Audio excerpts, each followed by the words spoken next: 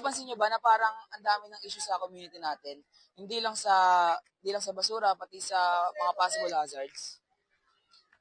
Oo nga eh. Sabi nga sa Earth and Life Science, magandang alam natin yung hazard around us para makaiwas at makatulong tayo sa iba.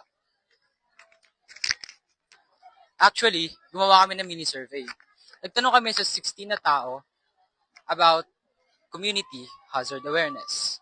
And actually, interesting yung mga sagot nila. Based sa data ng Philippine Institute of Volcanology and Seismology o PHIVOLCS at National Disaster Risk Reduction and Management Council or NDRRMC, ang Pilipinas ay isa sa mga bansa na pinaka-apektado ng hazards at volcanic eruptions. Ayon sa World Risk Index 2022, pangatlo tayo sa buong mundo pagdating sa disaster risk. Diba? Wala gagawa. May weekend ka ba? Wala. At hindi lang tayo meron ng natural hazards. Meron din tayong human induced hazards na tinatawag na improper waste disposal at fire hazards at pollution na maaaring magtamo ng mas malalang sitwasyon sa ating komunidad.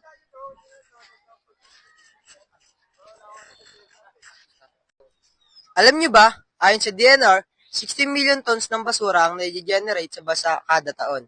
At 30% nito ay hindi naayos ang disposal na pwede magdulot ng pagbaha at sakit. Dagdag pa dyan, nasa 20 tropical cyclones ang pumasok sa Philippine Area of Responsibility kada taon. So imagine, kung plug yung drainage dahil sa basura, mas malala ang epekto ng bagyo at baha. Kaya consistent yung sagot ng mga tao sa survey dahil sa prevention starts at home tapos tulong-tulong sa komunidad. Kung gusto nating mabawasan ang epekto ng hazards, kailangan natin maging handa at maging responsable.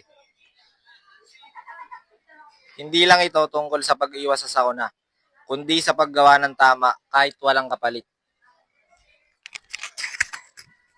Tulad ng sabi ng isa sa nakausap natin, you must be the example that everything you do is for community, not expecting a return. Let's make our community Safer, cleaner And more prepared. Para sa atin, para sa future.